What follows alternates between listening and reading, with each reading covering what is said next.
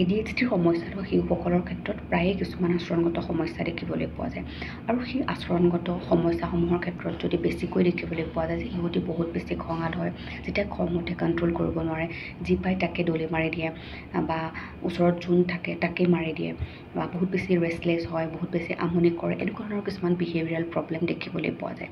কিন্তু এই বিহেভিয়াৰেল প্ৰব্লেমসমূহ তেওঁলোকে বা এনেকুৱা আচৰণগত সমস্যাসমূহ তেওঁলোকে কৰোঁ বুলি কিন্তু নকৰে। কাৰণ ADHDৰ যিটো সমস্যা, সেই সমস্যাটোৰ ক্ষেত্ৰতে যদি আমি গোটেই ফুল নামটো চাবলৈ যাই যে attention deficit hyper activity disorder, তো এই গোটেই সমস্যাটোৰ ক্ষেত্ৰতে শিশুতে ইম্পালছটো তেওঁলোকৰ যিখিনি বিগ ইম'শ্যনছ থাকে, খং হওক, ফ্ৰাষ্ট্ৰেশ্যনছ হওক, সেই গোটেইখিনি তেওঁলোকে কণ্ট্ৰল কৰিব নোৱাৰে, কি কৰিব কিন্তু উপায় বিচাৰি নাপায়, ফলত তেওঁলোকে ওচৰত যি পায় তাকে মাৰি দিয়ে বা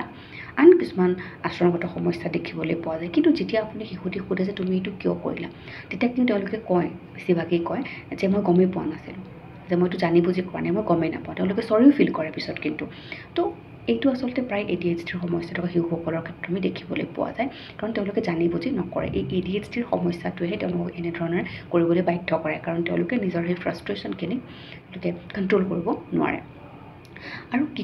ক্ষেত্ৰত শিশু এটিৰ এনেকুৱা ধৰণৰ ADHDৰ সমস্যা থকা শিশু এটিয়ে বিহেভিয়াৰেল আচৰণ দেখুৱায়, এটা বেছিভাগ অভিভাৱকৰ ক্ষেত্ৰত দেখা যায়, বেছিভাগ শিশুৰ ক্ষেত্ৰত দেখা যায় আচলতে, সেইটো হৈছে যে ADHDৰ সমস্যা থকা শিশুসকলে তেওঁলোকে অভিভাৱকে যিটো কাম কৰিবলৈ কয় তাৰ বাহিৰে তেওঁলোকে তাৰ বাহিৰত গৈ পেলাই বেলেগ এটা কাম কৰিবলৈ বিচাৰে, যাৰ কাৰণে অভিভাৱক আৰু শিশুটিৰ মাজত কনফ্লিক্ট হয়। ধৰক অভিভাৱকসকলে বিচাৰে যে ক'ৰবাত আমি ফুৰিবলৈ গৈছোঁ, বাহিৰত খাবলৈ গৈছোঁ, শিশুটি শান্তিৰে বহি খাওক, আলহী ঘৰত গৈছোঁ তেওঁ শান্তিৰে থাকক, কিন্তু শিশুটিয়ে বাহিৰখন গোটেইখন এক্সপ্ল'ৰ কৰিব বিচাৰে। গোটেই যদি ৰেষ্টুৰেণ্টত খাবলৈ গৈছে,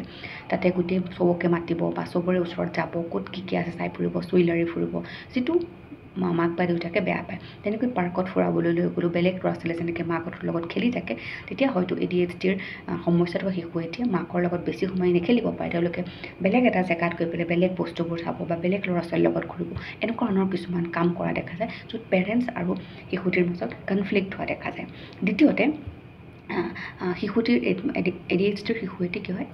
ইনএটেণ্টিভ হয়, তেওঁলোকৰ এটেনশ্যনটো কম থাকে। কিন্তু কেতিয়াবা এনেকুৱাও হোৱা দেখা যায় যে অভিভাৱকৰ কাৰণে শিশুটিৰ প্ৰব্লেমটো বেছি হয়, অৰ্থাৎ শিশুটিৰ প্ৰব্লেমটো ডায়েগনচিছ হৈছে, কিন্তু কেতিয়াবা এনেকুৱা অভিভাৱকো লগ পাওঁ যে তেওঁলোকৰো সেই সমস্যাটো আছিলে আগতে বা এতিয়াও আছে, কিন্তু তেওঁলোকৰ কোনোবাখিনি ডায়েগনচিছ নোহোৱাকৈ থাকি গ'ল। তো যেতিয়া শিশুটিৰ প্ৰব্লেমটো ডায়েগনচিছ হোৱাৰ পিছত শিশুটিয়ে তেনেকুৱা ধৰণৰ কিবা এটা আচৰণগত সমস্যা দেখুৱায়, সেই আচৰণগত সমস্যাটো দেখুওৱাৰ সময়ত অভিভাৱকসকলে সেইখিনি কণ্ট্ৰল কৰিব নোৱাৰে, ফলত শিশুটিক গালি পাৰিবলৈ, খং কৰিবলৈ আৰম্ভ কৰে। তো সেই অভিভাৱকসকলৰ সেই আচৰণটোৰ কাৰণেও কেতিয়াবা কিন্তু শিশু এটিৰ এনেকুৱা ধৰণৰ প্ৰব্লেমটো বেছি হোৱা দেখা যায়। তৃতীয়তে, যেতিয়া আপুনি ADHDৰ সমস্যা থকা শিশু এটিক ৰিপিটেটিভলি বাৰে বাৰে কিবা এটা কাম কৰিবলৈ দি থাকে, যেনেকৈ আমি বাকী আন ল'ৰা ছোৱালীসকলক কওঁ ন যে তুমি এইটো পৰা নাই, তুমি কৰি থাকা, ট্ৰাই এগেইন, পাৰিবা কৰিবলৈ, কিন্তু যদি আপুনি ADHDৰ সমস্যা থকা শিশু এটিক তেনেকৈ বাৰে প্ৰতি ট্ৰাই কৰি থাকিবলৈ দিয়ে, তেতিয়া তেওঁলোক ফ্ৰাষ্ট্ৰেটেড হোৱা দেখা যায়, কাৰণ তেওঁলোকে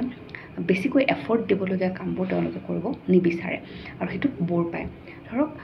কিন্তু যোনটো কামত তেওঁলোকে বহুত বেছি ভাল পায়, যোনটো কাম বহুত বেছি ইণ্টাৰেষ্ট পায়, সেইটো কামৰ কাৰণে কিন্তু ৱেইট কৰিব নোৱাৰে। যদি ভাল পায়, এতিয়া যে মোবাইল চাই ভাল পায় বা ভিডিঅ' গেম খেলি ভাল পায়, তো এতিয়া ভিডিঅ' গেম লাগিবই বা খেলিবই, আৰু যদি সেইখিনি ভিডিঅ' গেম বা মোবাইলটো আঁতৰাই আনে, তেতিয়া তেওঁলোকে আমনি কৰা দেখা যায়। কিন্তু যদি তাৰ বিপৰীতে আপুনি তেওঁলোকক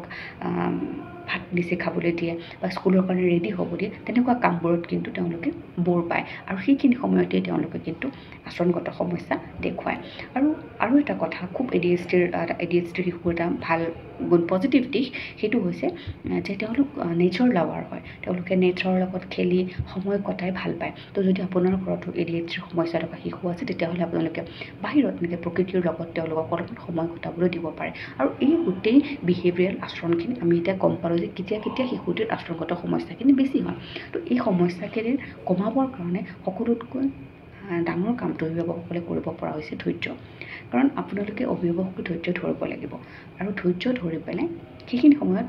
শিশুটিৰ সেই কণ্ডিশ্যনটোক বুজিবলৈ চেষ্টা কৰাটো উচিত। যদি আপুনি সেইখিনি সময়ত শিশুটিয়ে খং কৰিছে বুলি আপুনি শিশুটিক খং কৰিবলৈ আৰম্ভ কৰে, গালি পাৰিবলৈ আৰম্ভ কৰে বা পানিছমেণ্ট দিয়ে, তেতিয়াহ'লে এটা সময়ত গৈ পেলাই শিশুটিৰ কাৰণে সেইখিনি সাধাৰণ যেন হৈ পৰিব আৰু আপোনাৰ সেই কথাবোৰক, সেই পানিছমেণ্টখিনি ইগন'ৰ কৰিবলৈ আৰম্ভ কৰিব। আৰু বেছিভাগ অভিভাৱক আৰু শিশুৰ মাজত এইটো সমস্যাই বেছিকৈ হোৱা দেখা যায়, কাৰণ প্ৰথমতে তেওঁলোকে সেই সমস্যাটোক বুজি নলয়, বুজি নাপায় আৰু নিজৰ কিয় হৈছে বা কিয় এনেকুৱা কৰিছে সেইটোক লৈ পেলাই, সেইটো ভাবি পেলাই তেওঁলোকে শিশুটিক পানিছমেণ্ট দিবলৈ, গালি পাৰিবলৈ, খং কৰিবলৈ